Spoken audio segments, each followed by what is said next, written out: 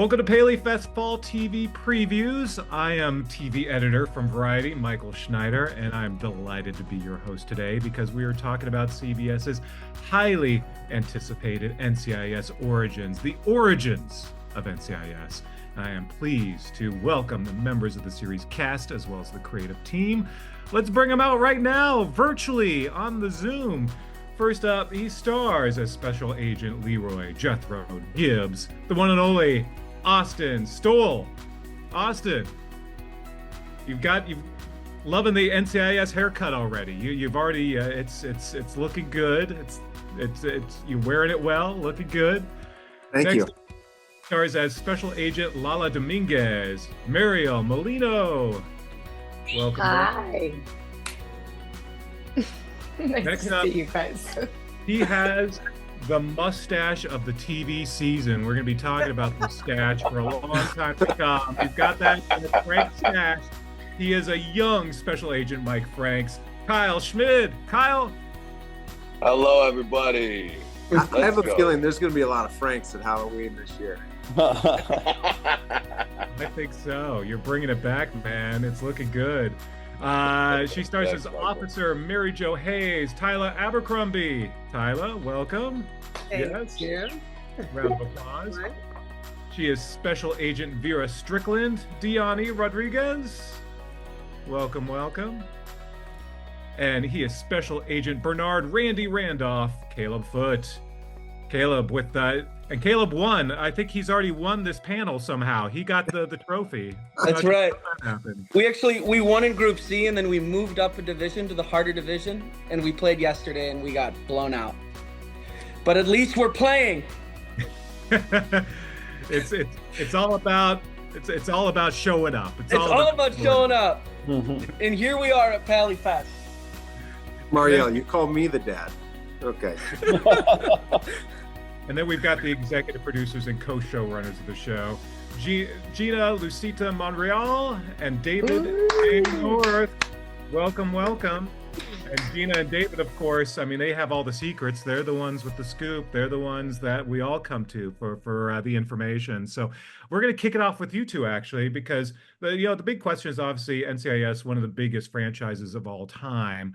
So walk us through the process of the origin story and how that all came to be and how the two of you, who have a long history with NCIS, were the folks to make this happen.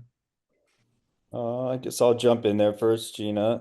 Gina and I met years ago on NCIS, and she left to go do a bunch of different things, awesome things. And I was, not only is she one of the best people I've ever known in my life, she is the best writer I've ever known. Oh, David. Was a huge loss when she left NCIS, and I was the co-showrunner there last year.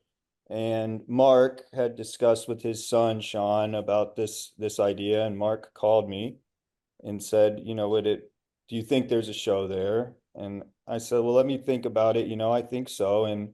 But really what I needed to know was, could I get Gina back? Because I knew I couldn't do it without her. And so that courting process began. And once she came on board, we started putting it together. And now here we are. Very excited with what we're coming up with. And I think when David J. North comes to you and says, do you want to do a project with me? Your immediate answer is yes.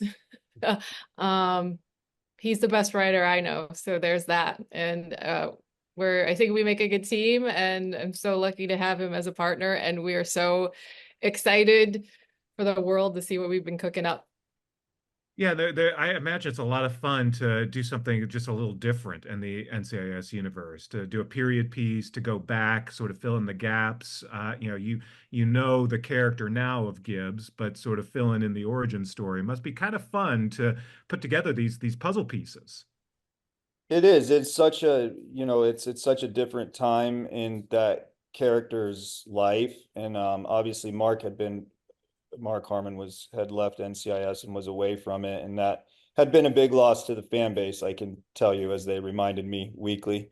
So it's great that we have him back with us, but it's really, we all, as you know, evolve in our lives. And I mean, Gibbs is at a place where we've never seen him, and it's a very very different character. It's a much more raw character, and that's what Gina and I have tried to put on the page, and what Austin's done with it and this supporting cast.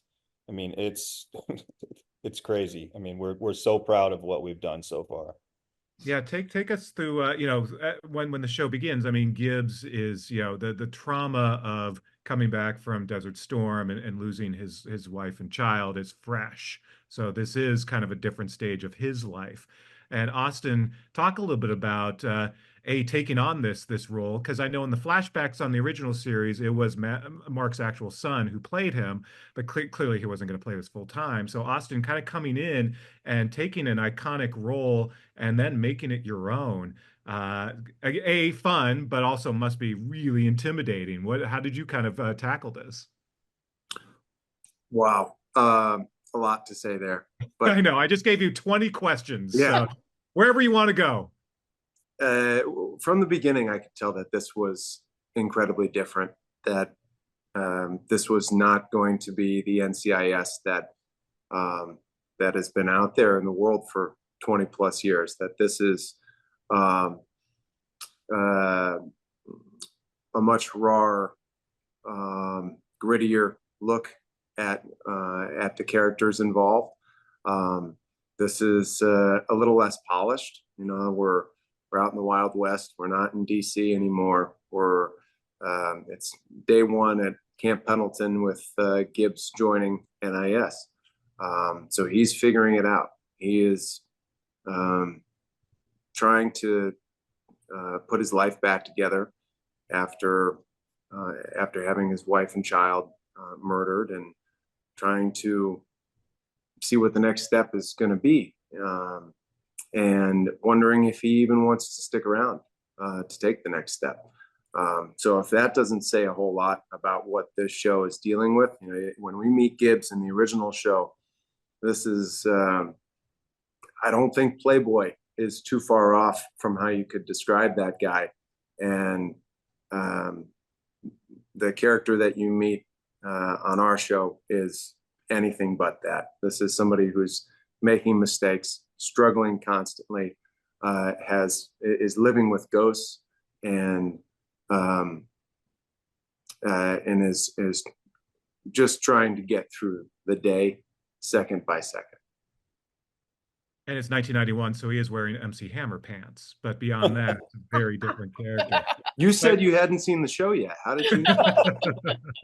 That's incredible. But David and Gina, talk a little bit more about that, sort of where Gibbs is at this point, and sort of how you wanted to focus it, like at that moment, in and exploring that character in a very different place.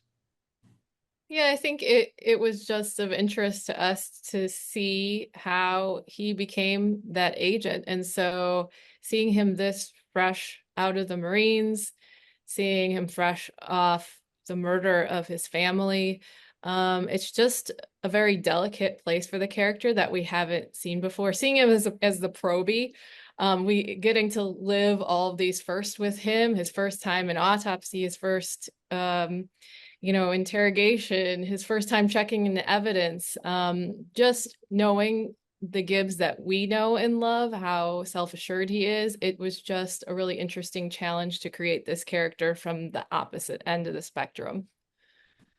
And NCIS is sort of a different kind of agency at the time. So he's at NIS. Absolutely, yeah. So you're also sort of exploring an organization at a very different stage of its life. Absolutely. We get to play, the fun of NIS. What is that? And how the world views our agency is completely different, as you're saying. And so that makes for a bunch of characters who are just really resourceful and sort of scrappy, which has been a joy to write. Well, let's go through some of those characters now. I mean, Kyle, we should start with you, since you're the other person who's taking on a character who we already know from the NCIS verse. But again, a younger version, still a very well stashed version. But how did you tackle this? Yeah, I think for me, like Austin has Mark as somebody to help guide him. Muse made himself available to me, who, Muse Moxon played the original character. And Muse is just a generous human being, wonderful human being. It was nice to be able to get to know him before this all kind of happened and came together. I play within some technical guidelines with the mustache, and I wear brown contacts every day at work, and Muse talks like this, so Mike Franks talks like this, which is fun because I really get to immerse myself in kind of full blown in the character every day, and that for me is so many actors is just a dream, and to tackle the material that David and Gina continue to put in front of us episode after episode is nothing but kind of fulfilling and wonderfully unexpected that they set the bar so high, telling these stories with such integrity, with these complex characters. And I can hand it back to you because we're going to meet them here, and I'll tell you, everybody on this cast is impressive and phenomenal and generous. So it's a pleasure to come to work with them every day. Yeah, this looks like a good group. Before we kind of meet all of the characters, David and Gina, is there anything more you want to say about in putting together sort of a roster of characters? What were you looking for? Who did you want to surround Gibbs with as you were starting to look at this origin story? Well, with the exception of Vera Strickland, character-wise, we knew we wanted to do all new characters. But I still remember when I went out to Gina's house when we were figuring out what this show would be, and Gina said to me, I think we should make Vera Strickland a character. And I said, I was the showrunner at the time of NCIS, and I'm like, who? I had no idea. So it was like she went way back.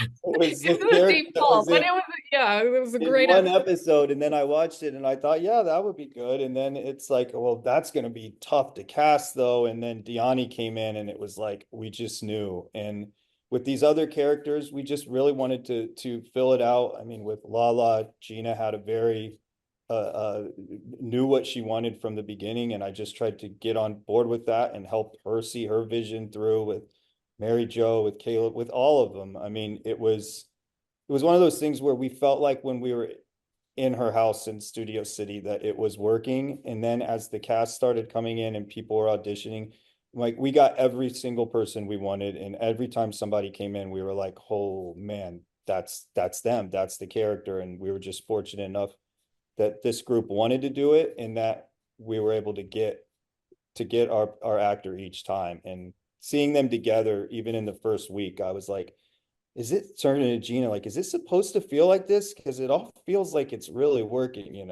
but and it still does today. So absolutely. And I think David would agree with the characters that aren't in the original NCIS.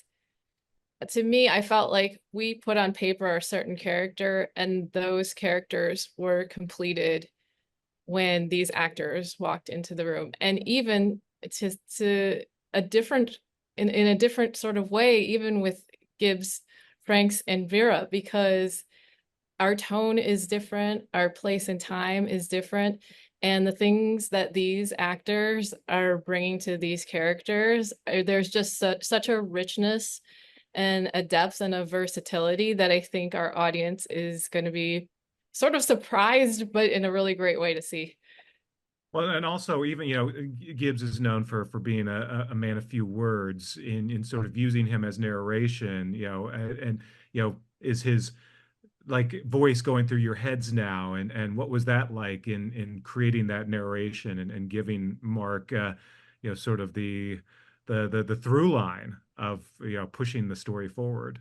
It's been really awesome. I mean, for us having written that character for a long time, Gibbs didn't say a lot. He led by action, but I think in the VO that we use, it's great because we're able to really hear Gibbs speak. He's saying things that we believe are true to the character, but he maybe wouldn't have expressed on the OG NCIS. And to piggyback on what Gina said, it's tonally The tone of what we're doing is different. Like what Austin said, it's edgier, it's grittier, and I love the fact that these characters, we're able to see sides of these characters and these agents doing things that we wouldn't see on any of the other NCISs. It's we feel like what we're doing is really interesting, and I know every day I'm really excited watching this group work. It's special.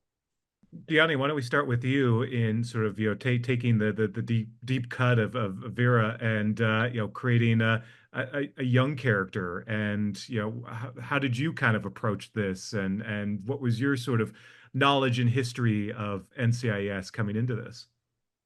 Oh, it's so funny to call her a young version when you're like, I'm the end, I'm the like later end of 42. So it's very strange for me to be considered young. Young, I accept. young. I don't know, it's funny because I had not realized that she only appeared in one episode. I watched the episode and I thought, oh, what a fun, like silly, quirky human that I would get to sort of play. Uh, and then the fact that she only appears in one episode, I don't think ever sort of was in my purview. I was like, oh goodness, this is going to be a person that everybody knows. Obviously, everybody's going to remember her. I'm sure she had this huge arc. Nah, just the one episode.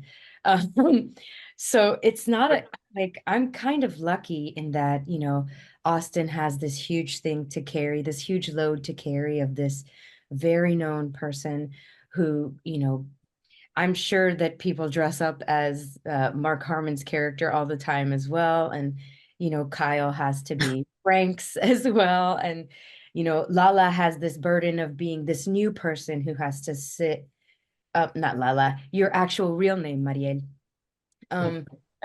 has the burden of sort of being like, an interloper in a world where these other beloved characters already exist. Same with Caleb, same with Tyla. I don't feel like I had any pressure really because she was just a one episode one off, and I admittedly had not watched the show on my own. My parents watched it. So I saw it, but I never sought it out. So when I got the audition, I just remembered thinking, I'm just going to kind of do what I do. And if they like it, they like it. And if they don't, then I totally understand that too. So it's just kind of been a series of really fun surprises that like I got the job, that they haven't fired me yet. Like it's all chill and super fun. And like did I answer the question? I don't know. Next, listen. I'll just say we very much liked what she did. Yeah, we did. Really loved what she did.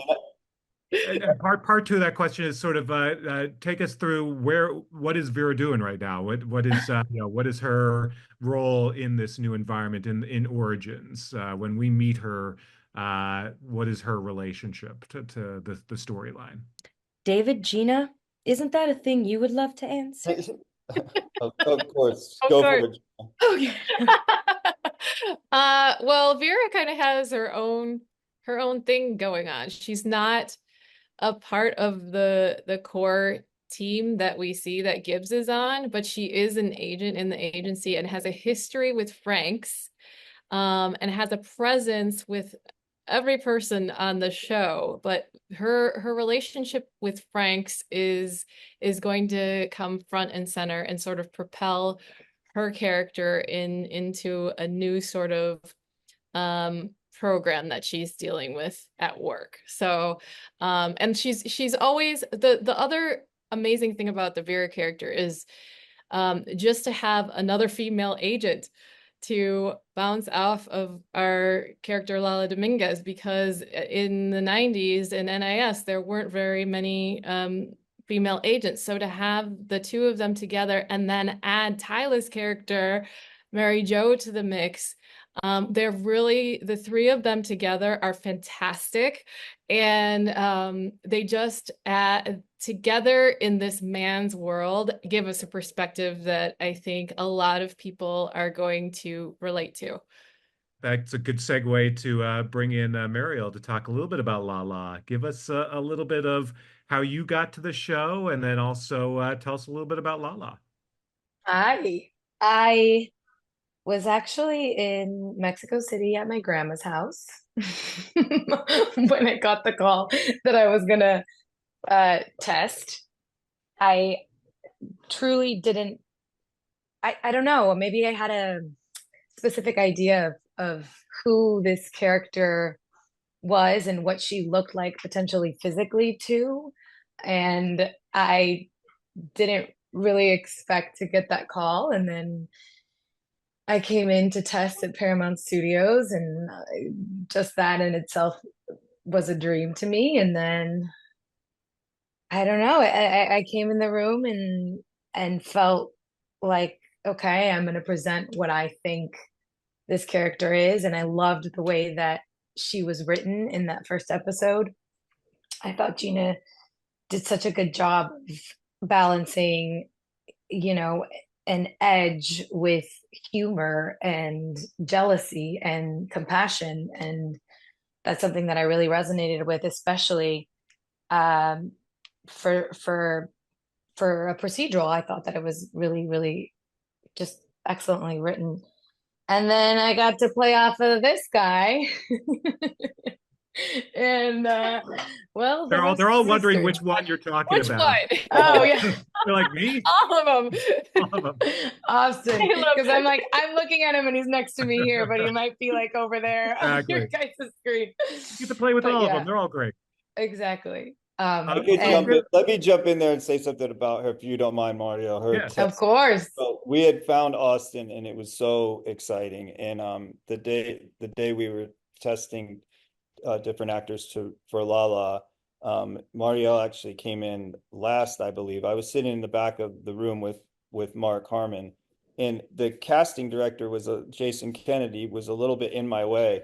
She read scenes with Austin, and I remember looking at Mark, and I just hit him in the leg like, oh my God, this is so great. I actually got up and moved, and we had her Mark asked me afterwards, why did you had her do it again? I was like, I just wanted to see it. They were so good I together. remember that. They were so good together. It was right off the jump. It was like just the chemistry. They were fantastic. So what do we need to know about Lala? What's intriguing about her? What draws you to her, Mariel? I love that she is this female agent who is not only strong and self-aware, but also, she has humor, but she's also compassionate. She's incredibly observant. And one of the things that I loved about her is that in the first episode, she feels threatened by Gibbs. This is someone who's coming into a team that she's been a part of for almost 2 years. And she's kind of, in a way, the star student of Frank's. And in comes in Leroy Jethro Gibbs, and he's intelligent and he's intuitive and he's all these things that Lala is, but he's also a man. And I think that definitely brings up a lot of her insecurities, and it makes for some really great tension and drama between them. And what I loved about this character, which I have to just thank Gina for, is that something she told me from the get-go was, she doesn't want to write this strong female lead, which is something as a female actor can be scary or misleading because it becomes such a trope. And I think it's a lot of times this female character embodying a lot of traits that are ascribed to masculinity.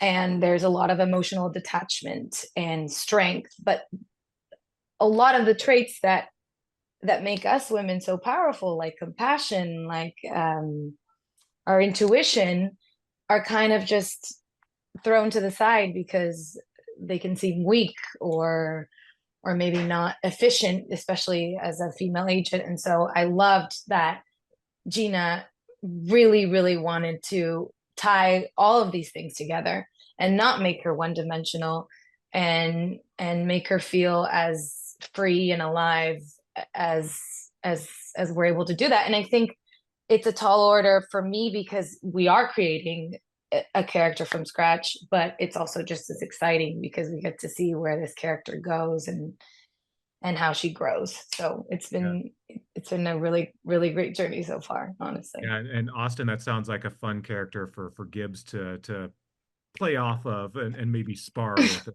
well. Absolutely. I mean, they're kindred spirits. They're very much like each other, and I think they're both Marines. They're both trained. They're like Mariel said, that they're smart and intuitive, and so they're sizing each other up from the very beginning.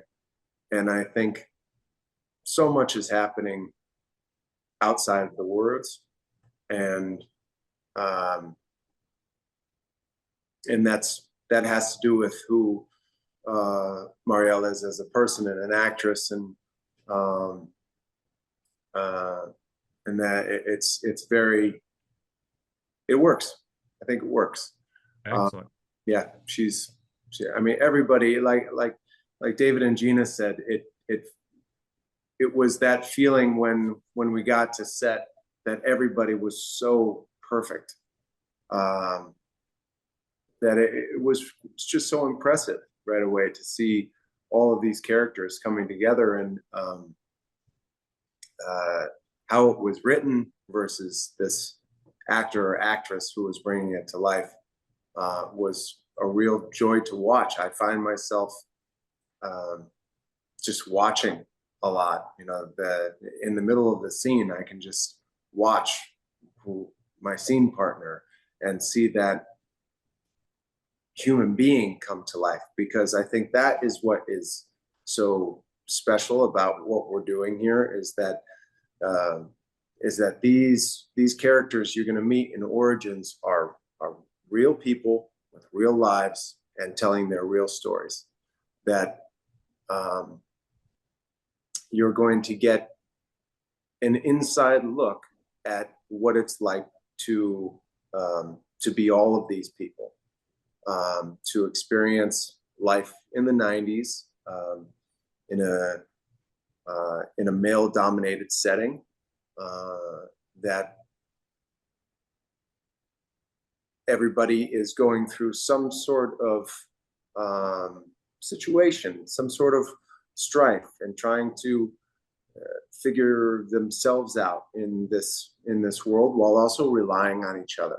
That is the greatest thing I think about our show, is that this is going to be a group of NIS agents to be NCIS agents eventually, that have to rely on each other and work together in a way that no other NCIS group has before.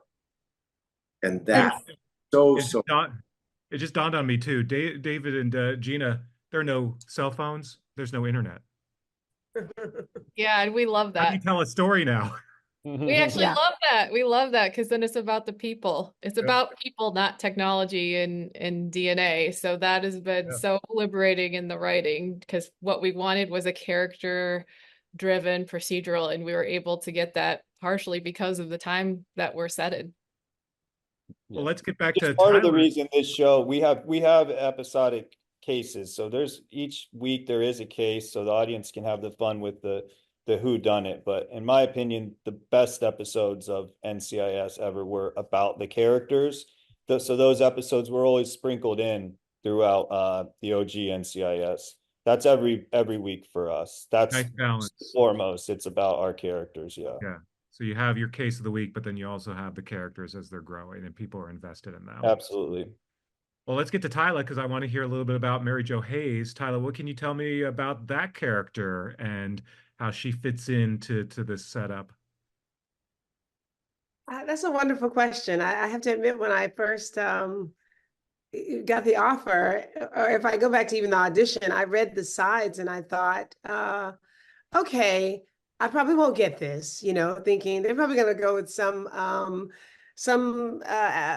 African-American Black actress who's in a certain space in her career, so I can be really free. and I can just do whatever I want and I can have a good time. So I laugh at my audition tape because I put on a cute little short wig and I was dressed for the 90s and I was like Mama Bear. That's all I kind of stuck to, right? Like she's gonna be like the lady who's like bringing in the food and saying her, that great thing that the archetype Black character kind of says. And so I had a great time for showing up for the audition. I walked in the room and I was just really elated to have an in-person audition. And it was just really good writing. So I wanted it. Don't get me wrong. You always want it. But, as an actor, you go through these things that says, probably, why I won't get it so that I'm okay if I don't get it. Right. So when I got Mary Jo and I went to my first fitting and they were like sizing me up for all these great clothes, I was like, you mean I'm going to be pretty? And they were like, yeah. I said, oh my God, I got so much to look forward to. I get to play something other than what I thought I was going to play. So I've been pleasantly surprised with who Mary Jo is in this family, and she what I talked to Gina about is like I would love for her to know a little bit about everyone and have some kind of significant relationship with each one of them that's private. And she gave me a little drop of something that made me say, okay, Tyla, she knows what she's doing, so you can just sit back and shut up and enjoy. I feel like that every day with Gina. Every day. Oh my God. Yeah, and it was, it was beautiful. It wasn't like mean or rude and I didn't ask her in a mean way. We were just discussing Mary Jo. And so what Mary Jo brings is that energy where she has a relationship with all of them. And I decided on my own, as you do your own backstory for a character, that whatever is in her life, this is where she can start and be effective, right? She's not an agent, but she can be very, important to them being able to complete their assignments, get their information, be who they are, and be that kind of supportive team that really loves being that supportive team. And so she brings that. She's intuitive to what each of them are going through. And yet she has this great relationship with Franks that nobody else has. And I look forward to the development of each one. I kind of understand the one with Mariel, I understand the one with Diany, and I'm getting to the one with Caleb, knowing that he's the baby of the group. You may not think you are Caleb, but that's how I see you. See, already that I think that she has that. She knows more than she would ever let on, and she's involved in all of it, all of the cases and the stories in my mind. But it's from that fact that she's reading them and she's looking for information for them and she's supporting them in getting what they need to get done. So knowing all of that, you get to know these human beings try to navigate and what's the word? Disassociate or yourself from the crime.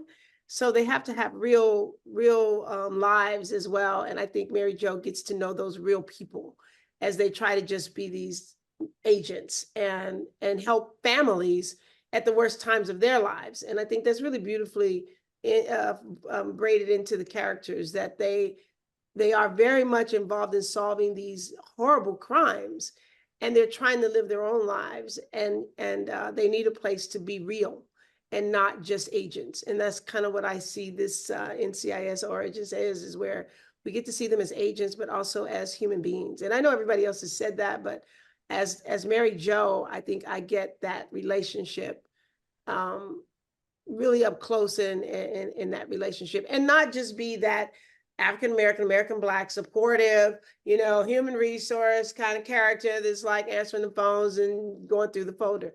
So that's really exciting for me. I do like imagining, though, that Mary Jo on the side is slowly buying stock in Apple in 1991. Of course. She's smart. To all of us, like one day she's going to be the wealthiest out of everyone. So she retired young. It's great. So I love that. I love all of that except for the retirement part. I want to go I want 22 years. So that's right. That's right. That's why Gibbs is pitching his wagon to Mary Jo, right? If you guys need you, Mary Jo. If you guys play this right and the show stays on the air for 20, 30 years, you just go right up to the original NCIS. There we go. Like perfect. You're in my head already. So, Caleb, again, I like that you brought the trophy, the winner of this cast, best new cast on television. There you go. That's the winning trophy. But That's right. so, Caleb, talk about Randy. What's your character story, and what brought you to the show? Great question, Michael Schneider of Variety. When I auditioned for the show, it was at a time in my career where I kept trying to play. I kept wanting to be characters, or I wanted to play a different character than what I've always played. I've made a career out of being like a funny guy, and so I kind of wanted to. Every single audition I got, I just wanted to be serious, or I wanted to just like have a different take on it. And at the time, I was doing a play, and it was a 2-person play down in San Diego. And my director was like, my character in that play, he was kind of mean. He would say some mean stuff. And then my director was like, Caleb, like, you're not a mean person. I want you to bring your light to this role. Like, yes, you're saying mean stuff, but you like this person that you're talking to. So I want you to bring Caleb to this role. And it kind of like opened things up, because I was like trying to escape being the funny guy. I was like trying to avoid that trope. And then when I auditioned for NCIS Origins, I was like, I'm just gonna be Caleb. I'm gonna bring Caleb to this role. I'm not going to try to fit the mold that I think they're looking for. And then, one thing led to another. Here I am. It's freaking unreal. And the way Gina and David have written my character. Yeah, my character, if from so the grand scheme of things, you could call him the comedic relief, but he's so much more than that. He's not like, oh, I dropped my pencil. He's not like farting around. Randy is such a capable he's a capable special agent.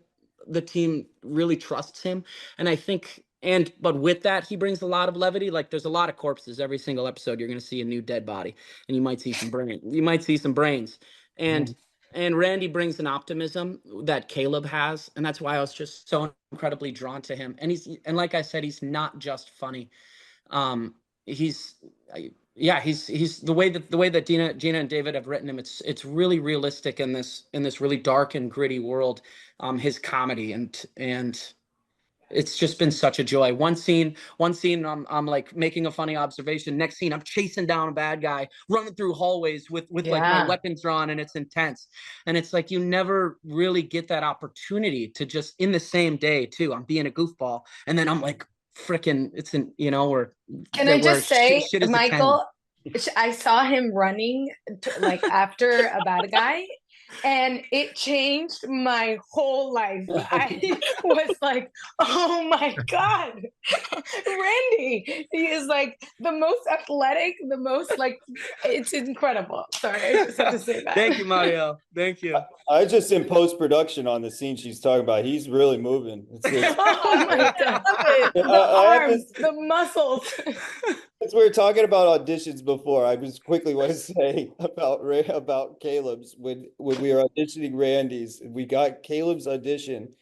I was watching it and it was so good. And I remember Gina calling me and she's like, "Did you see this, Caleb Foote?" And I'm like, "Yeah." And I was like, "What's with the hat? Do you remember this, Caleb?" All this was like a baseball hat. Yeah, totally. I have no idea what you're doing. So I said to Gina, "What was he doing with the baseball hat?" And she's like, "I don't know." We both sat there in silence on the phone. And she's like, "So we're gonna cast him, right?" I'm like, "Yeah."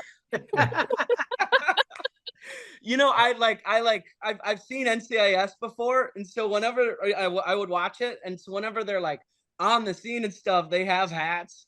And so I'm glad you noticed the hat. The one thing I'm glad you didn't notice, maybe you did, and you just never said anything. In my initial audition, I was doing that show in San Diego, so I was like in an apartment that I was kind of unfamiliar with, but you could see my bathroom, and the door was open, and you could see my toilet. And I just remember you noticed it? Oh no, I didn't notice. I remember rewatching the audition.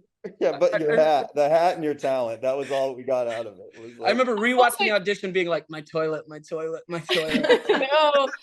I will say David always had such a strong view of who Randy was. Like from the jump, he knew who Randy was. And I think like even studio and network were like, well, we don't quite understand it. And then Caleb came in and it was like David and Caleb meeting together to form like the perfect duo. And it's just a credit to them both because I think America is going to fall in love with that. Adore. I remember I wrote something about his Brooks something in Yes. his brothers too, and the studio saying to me like, it just kind of sounds boring. I'm like, they don't get me. And then Caleb came in. I feel like this is a master class now in auditions as well. I think we need everyone's audition tapes. I think Just ignore my toilet. Also, Michael, if I may, to me, like if the goal is sort of audience engagement, you know, and to get them to sort of invest in the show, I do think it's important for there to be some sort of a discussion about the humans that they're investing in. Like, I think America should know that Caleb comes to table reads like 99.9% off book, like 2 weeks in advance. Like he knows the lines 2 weeks in advance, you know, that Tyla is a powerhouse and also, you know, like a fashion maven. That Kyle's, you know, household brought in a new human baby child last week. And he has a rolling shooting schedule, you know, like Mariel speaks beautiful, perfect Spanish and is this tall, incredible glass of water, glass of water that, you know, Latina women and children and men in the world can look at and see themselves in when they watch the show. The first time I met Austin, he described himself as a not a border collie. What was it, Austin? a golden retriever. Golden retriever. Oh, you know, like that's, and I think I said people describe me that way. You said it so matter-of-factly, like he did. 1,000%. Like if the goal is, you know, to get people to invest in these characters and in their storylines, I think it also would behoove the world to know that the relationships that they're seeing on camera are very indicative of what they can expect personally too. Like these humans are real humans. And I feel like the whole cast is really doing their best to invest in this world and to world build in a way that we don't really get to see a lot. No, that's And fantastic. if it isn't clear, then Diany is just the warmest, sweetest human being ever. And we love and appreciate her and her immense talent. So excited for the world to see that. Well, this is a credit to the building that you and David have done, is that not only is the cast so cohesive and we enjoy each other so much, at least I enjoy them. If they're talking about me behind my back, I don't know that. I'm kidding, but it's a great crew. I think that is also you know, says something about what you pull together when you enjoy going to work and talking to anybody on that's involved with this production. I do anyway. I think the crew shows, it just goes from the part that you don't see that makes the whole thing happen, to the cast, who is what everyone gets connected to. And of course, the writing team is super special. I just love that it is a crew that is really enjoyable all the time, rather it's craft services or sound or lighting or whatever. It just is, it's a really magical feeling. And I think one of the writers said it was her birthday, Margarita, the other day. She wrote, so what was it, 104? And she even had to acknowledge that in her experience, it felt so beautiful. So I just want you two to know that, you know, I said it nationally first, that have a great eye to bring together a really good group of people. Yeah. David and Super.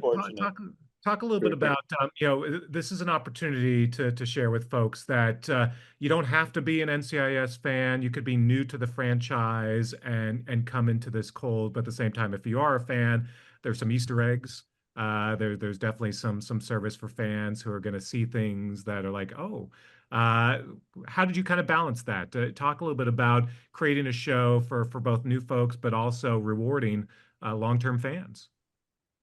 One of the things I'm most proud of is that's really when we dug in, we committed to each other, Gina and I, that we were going to create a show that if you had not seen NCIS, if you didn't know who Gibbs was, if you didn't understand any of it, it would be a show that from the start, you would get it, you would understand what's happening, and we'd take you on a journey. And I think that helped us in shifting the tone easier.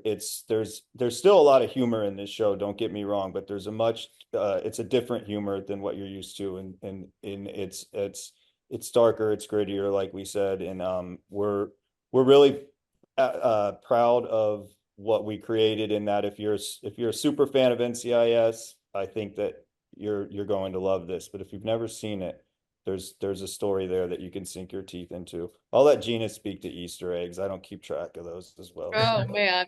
Yeah, yes, there will be Easter eggs. We're super excited about them. We're constantly looking through canon to see what we can and should be weaving into the stories, which is a puzzle in itself. But to go back to your earlier question as well, we're just in the room talking today about a story, and we often say this, where one part of our audience is going to experience it this way, the people that know and love NCIS, and our hopefully new fans will experience it this way. So we're often talking about the two tracks of an episode and making sure that both are engaging and interesting and fulfilling.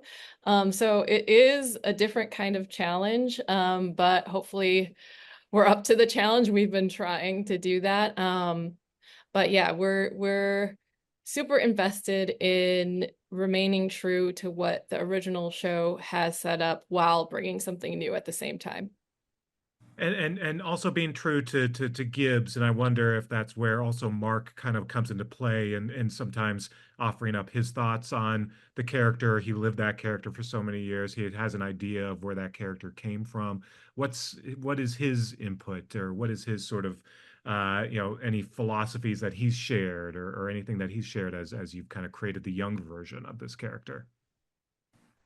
For Gina and I, he's been there for us whenever we've needed him, but as we've had so many conversations with him over the years, that he kind of just said to us that he wanted, certainly wanted us to do it our way. And we have Mark is like Gina and I, in that he just wants it to be good, and you put in the work to make it good, and he certainly trusts us to do that. And when we found, listen, Mark never really said it, but it's a very, unique thing to have played a character for 20 years and then say, okay, now we're going to cast the younger version. And that's why it was so special when Austin came along. But I know he's available to Austin, but at the same time, he's looking for Austin to make it his own. Yeah, Austin, you feel the same way? Sort of, you've had the opportunity to get to know Mark and talk to him, but at the same time, you are creating your own character. Well, first and foremost, I just have to say thank you to Mark for creating, 20 years of this character that I've become a fan of. That I think part of my job playing Gibbs is that I had to become a fan of Gibbs, and it's been a real internal journey for me to get into the headspace of this guy. And I've said this a bunch, that I feel like I'm becoming a better person because of this role, that Gibbs makes me want to be a better man, a better friend, a better brother, a better coworker, all of those things. And he could have said no so many times. He could have said no to, of course, to me, to the show, to everything. So the fact that I am getting to live out what is very much kind of been the dream in my head, to play a character that is so rich and complex, and to find them, that I know where he's going. And so it's how he gets there, that a man like Gibbs is not made, he's built. And he's built off of all of these experiences that this audience is going to get to experience along with him. And so, and as far as his involvement with the creation of this character, he said from the very beginning to trust myself, and he'll say this to all of us when he's on set, that he continues to say, "You guys got it." I don't know if you guys hear that a lot, but he's always saying, "You guys got it. Just do your thing. You got it." And he's around, but not too much. You know, I think he's done a wonderful job of being there, but certainly not intimidating. Available, I think, is the greatest way to describe Mark's involvement right now. Is that it's not every day, but if you need him, he's there. Yeah. I got to go record some of the voiceover with Mark the other day, and it was just really special, really emotional sort of experience, seeing him see Austin on screen, the footage that we had, and what he was saying over those images. Seeing him watch that and hear it reflected in his voice, and seeing these two amazing artists come together in that way was just super emotional. And I think it's all there in the episodes for our audience to experience just the power of that as well. And strangely, Gibbs is a big fan of Mark Harmon movies in 1991. It's Summer School. I have to say that Mark Harmon is so great, and he's the reason I even approached Gina, because we were sitting together at the table read one day, and he's like, "How's Mama Bear doing? How are you feeling?" And I said, "Well, yeah, it's great, and I'm just looking forward to how they do this and do that." And he says, "Well, push for what you want. Make sure you do that." And I was like, "Okay, don't make me lose my good paying job, but okay." And but I share that to say that's a beautiful, supportive thing to kind of say to your artist, that we want you to be involved and not just do. We want you to do for sure, but be involved. And like Austin said, he's always like, "You got it, and we're grateful to have you." And so just, you're doing it. And that feels really good to hear that from him, I have to admit. Well, as we wrap things up, David and Gina, I'm going to give it back to you and give us a little more of a preview of what to expect season 1. What should we be looking out for? What are you excited for people to learn or see as the show hits the airwaves? Well, I did want to just say very quickly that why we have everyone here. This is, a lot of us are always talking in the media, and we have the greatest crew that's coming here every day. And also, the look of this show is so different, so special. I mean, I'm so proud of it. And that was really, Gina and I had something in our minds, and that was really created by Niels Arden Opleff, our director of our first 2 hours, and Kevin McKnight, K-Mac. So we're in debt to them. Rusty Smith. And Rusty Smith, our set decorator. These sets are so beautiful that I always feel like we do these interviews, and those people that are just so important to this get left out. Michele Greco, our line producer. I don't remember the question that Gina's going to answer. Gina's going to give us she's going to sell it. What to expect is a grittier look into these characters, a deeper look into who they are as agents, as human beings. Yes, a case of the week, but also an overarching case, which will hopefully be really engaging to our viewers. But at the heart of it, it is the same as NCIS, because NCIS is about a family. It's about a found family at work. And I truly believe that's why people love that show, because it is about a family. And that is what is at the core of Origins. That is the similarity between our show and the mothership. And we hope to never lose that, because to me, that is the heart of the whole reason why people embrace this franchise. So they can expect to see that heart of the family when they tune in. Well, good luck to all of you. Congratulations on this journey that is just beginning, but I feel like is going to be going on for quite a while. So I hope you're used to wearing that mustache, Kyle. It's all good. Well, thank you so much, everyone, for joining us on this special PaleyFest Fall TV Previews conversation with CBS's NCIS Origins. You can enjoy more of these programs by clicking the subscribe button below. I think down there somewhere. So thanks so much for joining us. I'm Michael Schneider from Variety. Take care, everybody. Thank you, Michael. Bye, guys. Thanks, Michael I go Schneider. back to work.